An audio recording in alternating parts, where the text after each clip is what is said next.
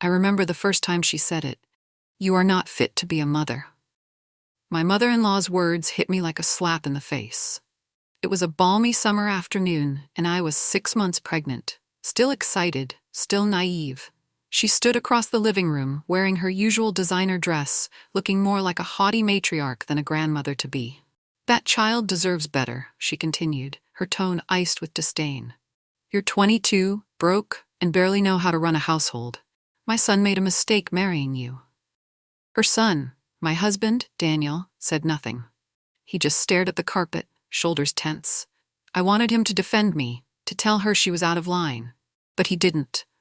I fought back tears, pressing a hand to my belly, silently promising my unborn child that I would protect them.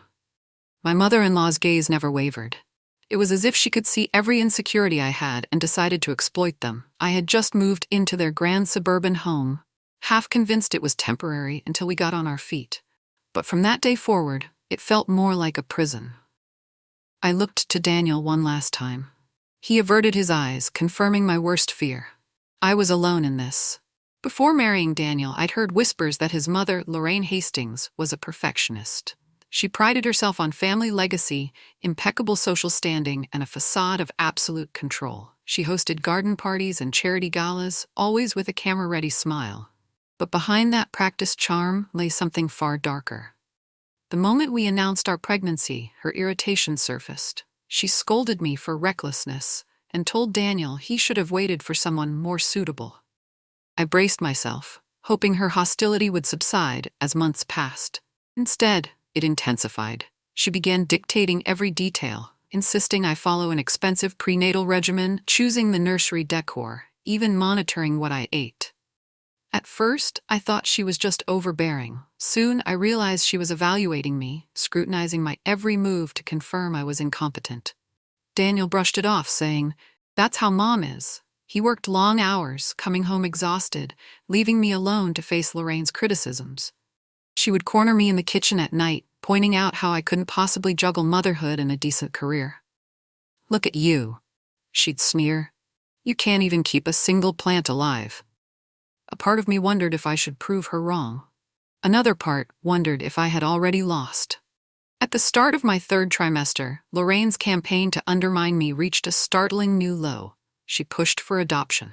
One evening, she seated me at the dining table, the chandelier casting harsh light on the documents she'd laid out. They were brochures and contact numbers for adoption agencies. I stared, numb. "This has to be a joke," I whispered. She shook her head.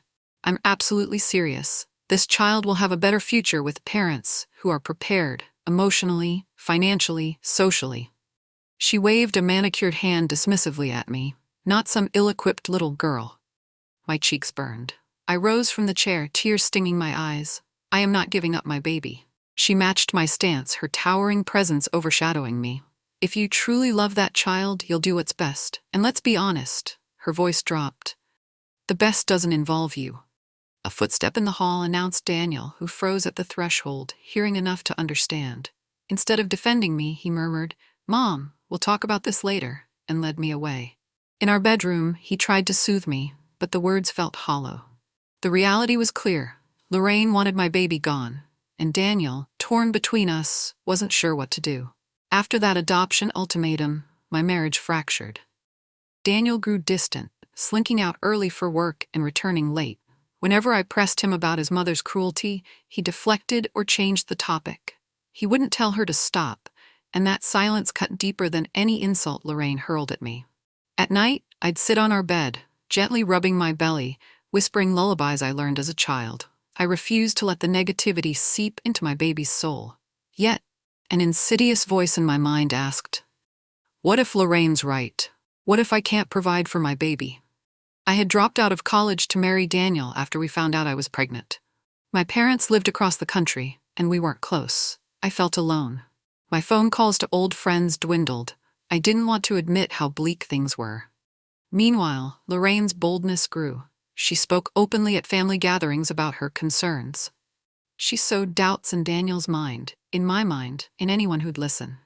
Sometimes I'd catch my husband on the phone with her late at night. He'd glance at me guiltily, whisper, "Yes, Mom, I know," and hang up. The rift was widening, and I feared losing both my child and my marriage. Late one night, Daniel finally confronted me. "Mom's just worried," he said softly. "Maybe adoption isn't the worst idea. We're not financially stable, and you want to go back to school eventually. This might be better for everyone." I recoiled as if struck. My own husband was siding with her, urging me to give away my baby. Anger flared, but heartbreak overshadowed it. "You're telling me to abandon our child because it's better? Better for whom?" He looked away. "For you, for me, and especially for the baby." My voice trembled. "I won't do it," he sighed, hands trembling at his sides. "Mom said, if you won't agree, you'll have to leave." His words hung in the air like poison. Leave. Pregnant, jobless, and alone. It felt like a betrayal so profound, I could hardly process it. Everything spun, my chest tightened, tears threatening to spill. But I forced composure. My baby was the priority. "All right," I finally whispered, standing taller than I felt inside. "If your mother wants me gone, I'll go, but the baby stays with me." Daniel's eyes flickered with shame. He didn't stop me as I stormed out of the room, heart pounding with resolve. There was no more room for doubt. I would fight for my child at all costs. The next morning, I secretly packed essentials. Maternity clothes, a few keepsakes, my prenatal vitamins. I stuffed them into a worn duffel bag, not entirely sure where I'd go. My bank account was meager, less than $1,000. Still, staying felt like signing away my child's life. As I zipped the bag, I heard Lorraine in the hallway, complaining about me to someone on the phone. Probably another relative. I waited, heart hammering, until her voice receded. Then I slipped downstairs and out the front door. It was unbelievably quiet outside, the sun just cresting over the manicured lawns of that affluent neighborhood. I fumbled with my phone. Where could I turn? Friends had drifted. My parents and I hadn't spoken in years. Ultimately, I booked an inexpensive motel room across town, using the last of my saved tips from a waitressing job I'd briefly held. Alone in that tiny room, stale air blowing from the AC unit, I felt the baby kick. Tears came then, tears of fear and fierce love. I was determined to keep my child, but the looming question loitered. How? Money, shelter, medical care. I had none of these things guaranteed. All I knew was that I wouldn't bow to Lorraine's demands. I was my baby's mother, and no one would take that away. The next day, my phone buzzed. Expecting another of Lorraine's furious demands, I nearly ignored it. But the number was unknown. I answered hesitantly. "Hi," a woman's voice said, subdued but earnest. "You don't know me well. My name is Fiona. I'm Daniel's cousin." I vaguely recalled her from our wedding, a quiet brunette who lingered on the edges of photos. She said, "I heard you left the house. I know how my aunt can be. If you need a place, I can help." Suspicion flared. Was this a ploy? But Fiona's soft, sympathetic tone eased my paranoia. We arranged to meet at a nearby cafe. She arrived in jeans and a simple blouse, a stark contrast to Lorraine's designer flamboyance.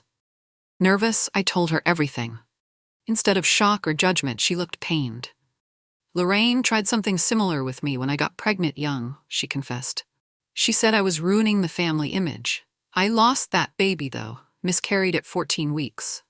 My heart squeezed with empathy. She reached out, covering my trembling hand. "She doesn't get to decide who's fit to be a mother," Fiona said. "Come stay at my place. No strings attached." Hope sparked. Finally, a lifeline, a sign I wasn't entirely alone. Fiona's apartment was small but cozy, tucked in a modest neighborhood far from Lorraine's scrutiny. For the first time in weeks, I slept peacefully. In the morning, the smell of coffee lured me to the kitchen, where Fiona was hunched over a laptop. "We need a plan," she declared, motioning for me to sit.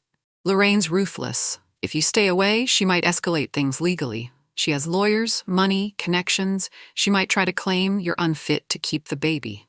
A cold dread spread through me. "But how? I haven't done anything wrong." She sighed. "She's powerful and manipulative. She could conjure lies, claim you're mentally unstable, or you disappeared suspiciously." Fiona tapped on the laptop. "So let's be smart. We'll gather proof of your stability. Prenatal checkups, a safe living environment, maybe a part-time job. Build a record that you're perfectly capable of being a good mother." I clutched my mug. "I don't know if I have the resources for a lawyer if it comes to that." Fiona smiled gently. "I'm not letting you fight this alone." In that moment, relief washed over me. Together we began mapping out every detail. doctor appointments, housing options, even potential career courses. Piece by piece, a protective fortress for me and my unborn child took shape. Late that afternoon, as I left the OBGYN's office with Fiona, my phone chimed with an incoming message. It was from Daniel. "I need you to come back. Mom says if we settle this quickly, you can still give the baby up for adoption without much fuss. Otherwise, she'll take legal action." My knees weakened, tears pricked my eyes, but Fiona gently squeezed my arm in support. "You don't have to respond right now," she murmured, but anger boiled up. I typed back, "I'm not giving up our baby. Never." His response arrived seconds later. "Then you leave us no choice. I'll back Mom in court." I stared at the phone, trembling. One part of me felt heartbreak. How could my husband side with her? Another part surged with defiance. My child was not a pawn. If they wanted a fight, they'd get one. Fiona nudged me. "Breathe," she said. "We expected this." But it still hurt. I remembered when Daniel and I were happy, dreaming of raising a family together. That dream was shattered under Lorraine's influence. Now he was threatening me with legal action. Fiona guided me home, reminding me of our plan. She was right. Panic wouldn't help. We had a strategy, and I intended to see it through. That night, despite my determination, I tossed restlessly. My baby's kicks reminded me time was running short. Soon I'd be in labor, vulnerable. The fear of losing my child crept in, amplified by every shadow in the room. My mind spun, picturing court proceedings. Lorraine perched in a high-end suit, spewing accusations about my irresponsibility. Daniel, standing by her side, nodding in agreement. Judges, lawyers, the whole system stacked against me. I stared at the ceiling. "What if I can't protect my baby?" I whispered to the dark.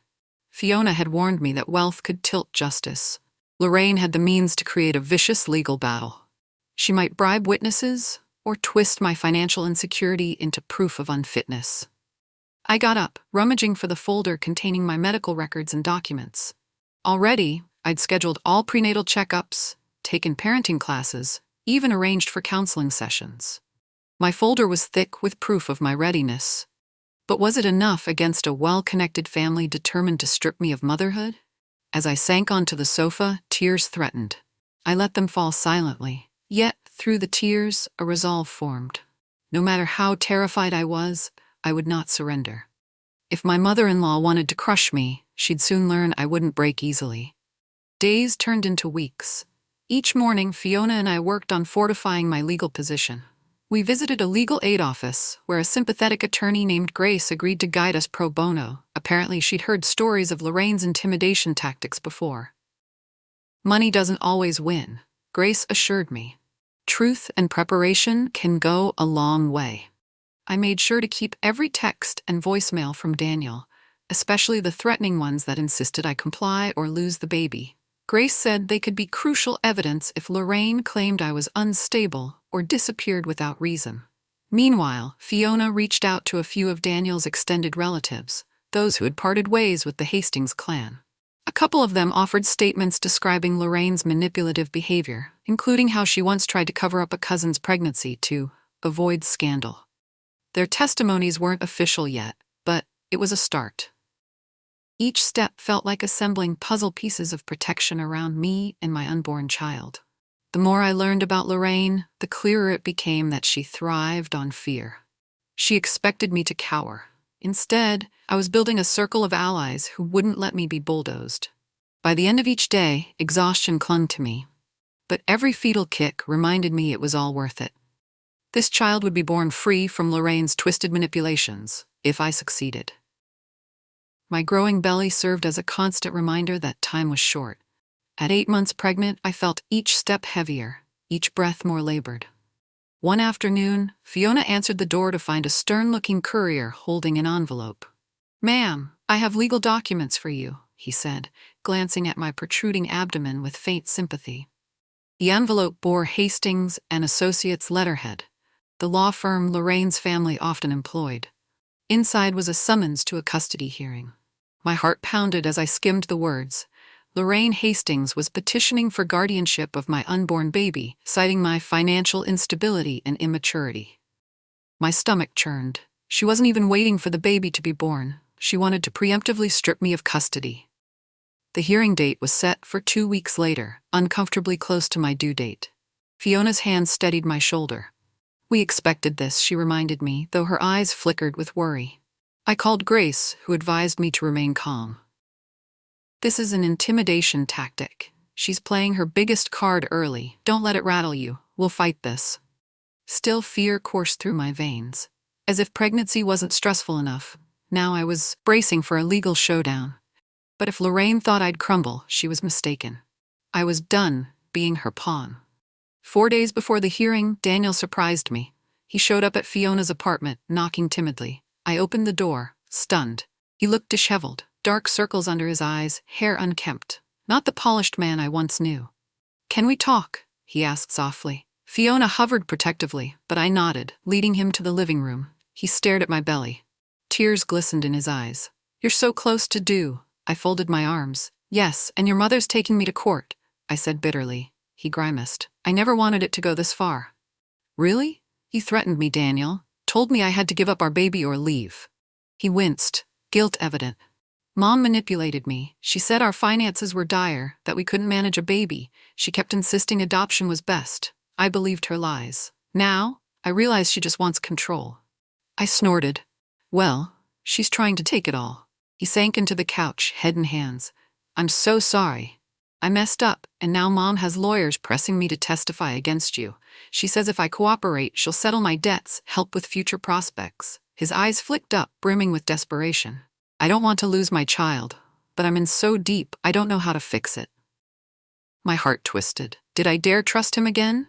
Daniel's remorse felt genuine, but I remained guarded. He asked, "Can you forgive me?" I didn't answer.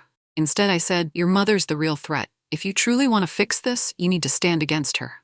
He swallowed hard. "She'll disown me, cut me off financially. I could lose everything." A bitter laugh escaped me.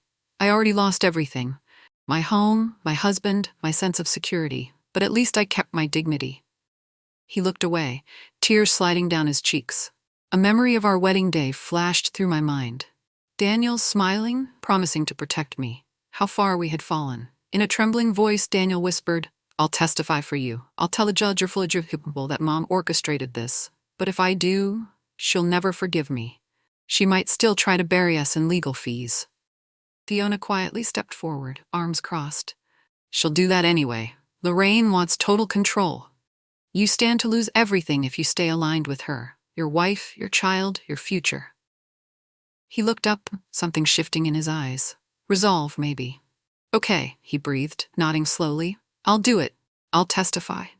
For the first time in months, a shred of hope blossomed in my heart. Maybe we still had a chance to defeat Lorraine, and maybe Daniel had found a spine after all. The day of the custody hearing arrived under a gray sky, as if the weather shared my anxiety. I waddled into the courthouse, painfully aware I could go into labor any moment. Fiona and Grace accompanied me like guardian angels, while Daniel walked slightly behind, as though unsure of his place. In the waiting area, we spotted Lorraine. She stood with her high-powered attorney, clad in a sleek suit. Upon seeing us, she raised an eyebrow, her lips curling in disdain. I felt Daniel tense. She ignored him and turned her glare on me. "You're making a spectacle of yourself," she hissed under her breath. "This is all so unnecessary."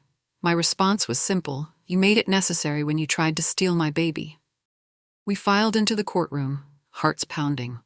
Lorraine's lawyer opened with a theatrical speech about my lack of maturity and unstable situation. He painted me as a flight risk, claiming I'd abandoned the marriage. My hands shook on the table, but Grace squeezed my arm in reassurance. Then it was our turn. Grace presented evidence of my consistent prenatal care, my stable, living arrangements with Fiona, and my job offers lined up post-birth. Finally, Daniel took the stand. Nerves radiated from him, but he spoke clearly. "My mother pressured me to force my wife into giving up our baby. I regret supporting that." Lorraine's eyes flashed with fury. The air crackled with tension. The judge listened intently. I could almost taste victory, but I knew Lorraine wouldn't surrender so easily. Lorraine glowered at Daniel as he testified against her. Beneath her polished exterior, I could see the rage boiling. When her turn came, she took the stand with cold composure. She spun a sob story. How she only wanted what was best for her grandchild. how I was reckless with money and uncooperative. She even insinuated that Daniel was coerced into testifying for me. At one point, she locked eyes with me across the courtroom and spat. "She's never worked a real job, never finished college. How can she raise a baby alone?" My pulse thundered. I half expected the judge to buy into her refined persona, but Grace gently presented statements from Fiona and a cousin, revealing Lorraine's history of meddling and intimidation. She also highlighted Daniel's texts, where he'd repeated his mother's threats. The judge's brow creased at that. When cross-examined, Lorraine's facade cracked. Her polite veneer gave way to frustration. She stammered slightly, contradicting herself about her real motives. As the hearing ended, we awaited the judge's ruling. I caught a glimpse of Lorraine's face, pale, jaw tight. She realized her carefully constructed image might be failing. My heart hammered as we left the courtroom, tension thick. No official decision was handed down yet. The judge wanted to review all documents. We'd have to wait. But I sensed Lorraine's carefully spun web unraveling around her. That night, I returned to Fiona's apartment, emotionally drained. We'd likely get the judge's ruling in a few days, but stress still weighed on me. Exhaustion tugged at my every muscle, and around midnight, I felt the first sharp contraction. Panic flared. It was 2 weeks before my due date, but the contractions kept coming, each more intense than the last. Fiona rushed to get my bag. My mind whirled. The baby's coming now? I wasn't even sure if it was safe for me to be under such stress. We sped to the hospital, me gripping the seat, breath ragged. The car ride felt endless, every bump jostling my contracting belly. Once admitted, the nurses confirmed I was indeed in labor. Fear and anticipation mingled. Between waves of pain, I prayed for a swift, healthy delivery. Fiona hovered at my bedside, whispering words of encouragement, occasionally texting Daniel updates. Despite the chaos he'd caused, part of me still wanted him there. After all, he was the baby's father. An hour later, he burst into the hospital room, hair disheveled, eyes wide. "I'm here," he said, breathless. "I'm so sorry. I got your text late." I clung to his hand as another contraction hit. Despite everything, in that raw moment we faced the arrival of our child together. Fearful, hopeful, desperate. Labor was a blur of pain and determination, an agonizing marathon that stretched into the early morning. The medical team encouraged me, guiding me through each contraction. Daniel, tears in his eyes, murmured apologies and promises I hardly heard through the haze. Fiona stood at my other side, unwavering. Finally, a fierce push and a rush of relief. A baby's cry, thin, insistent, miraculously alive. They placed my daughter on my chest, her tiny face scrunched and pink. My heart soared with awe. Every struggle, every heartbreak, every tear, it all melted at that moment as I met my child's gaze. Daniel sniffled, gently touching our daughter's downy head. "She's beautiful," he whispered, and she was, delicate, perfect, ours. Fiona hovered nearby, snapping a few photos with tears in her eyes. Despite the tension that had loomed over us, this instant felt pure. For the first time, I felt an overpowering surge of confidence. This was my daughter, and I was her mother. But amid my joy, a shadow lingered. Lorraine's custody battle. Would she still try to tear us apart? Lying in that hospital bed, my baby nestled against me, I vowed that no legal maneuver, no manipulation would ever separate us. This child was my reason for living, my reason to fight. The blissful post-birth haze didn't last long. The next evening, Daniel stepped out to take a phone call. He returned, ashen-faced. "Mom's demanding to see the baby," he said quietly. "She's furious you didn't tell her about the labor. She's threatening to come here with her lawyers." Fury and protectiveness flared. My daughter was not a trophy for Lorraine's twisted satisfaction. Still, part of me was terrified. Could she just barge in, make a scene? Fiona, who'd come by with food, placed a hand on my shoulder. Hospital security can block her if she tries anything. My mind raced. I envisioned Lorraine storming into my room, declaring me incompetent. The stress made my stitches ache, and my baby stirred uneasily in my arms. I whispered, "I want to see that final court ruling. If the judge rules in my favor, maybe that'll shut her down." Daniel nodded, guilt shading his features. "I'll do whatever it takes to keep her away." Sure enough, an hour later, a nurse mentioned a belligerent woman at the front desk, demanding access. Staff refused her. I exhaled with relief. Even in these walls, Lorraine tried to assert power, but she no longer had the upper hand. I clutched my daughter tighter, silently daring Lorraine to try. She wouldn't succeed this time. On the third morning after delivery, I cradled my sleeping daughter when Grace burst into my hospital room, practically glowing. "We got the judge's decision early," she announced, brandishing a folder. Daniel and Fiona leaned in as Grace read the verdict. The judge denied Lorraine's petition for guardianship.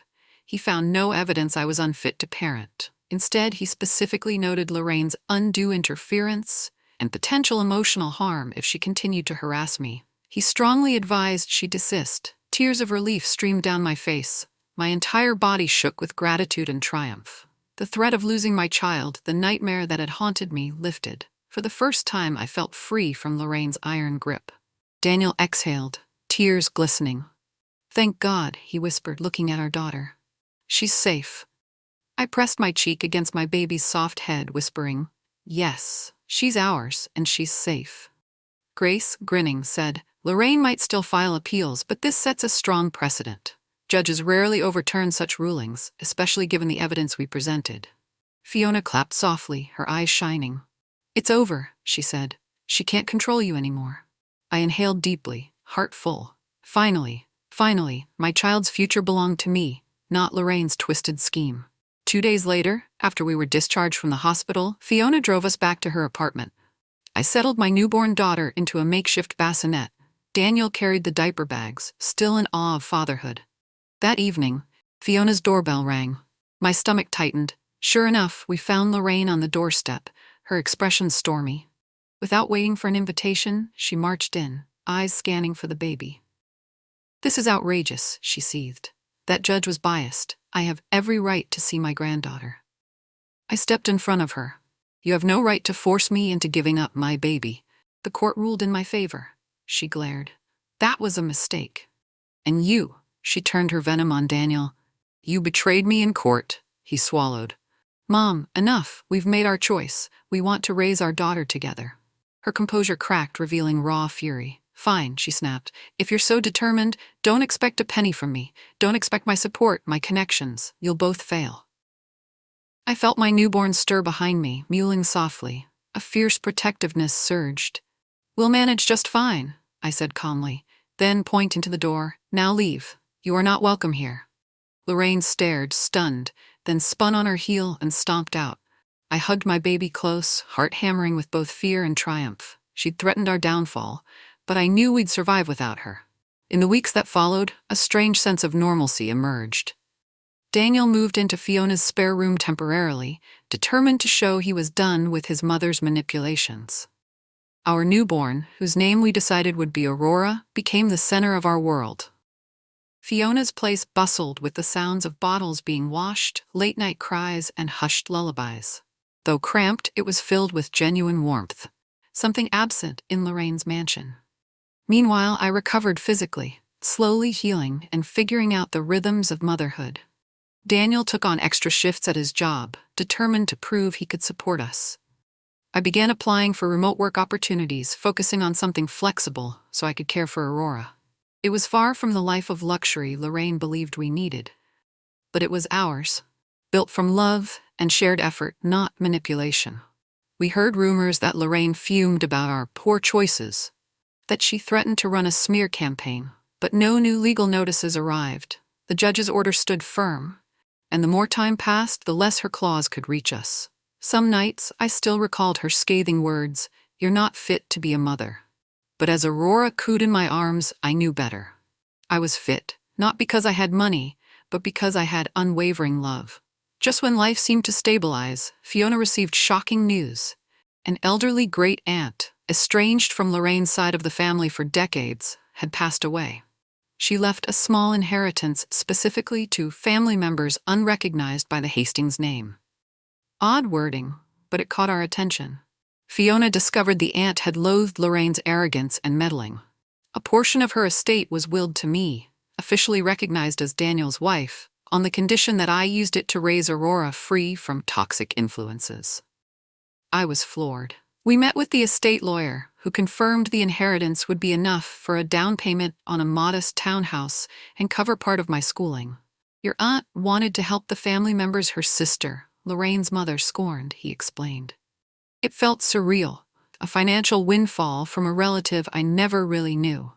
Part of me worried Lorraine would contest it, but legally she couldn't. This property was outside her sphere of control. For the first time, I saw a future where Daniel and I could have our own home, a stable environment for Aurora. We'd no longer burden Fiona's kindness. The irony struck me. Lorraine's attempts to crush me had inadvertently led to an estranged family member's sympathy. I thanked fate and the aunt's quiet generosity for giving us the fresh start we desperately needed. Months later, Aurora was plump and smiling, babbling happily in our new townhouse. Daniel and I had settled into a co-parenting rhythm, rekindling our relationship cautiously.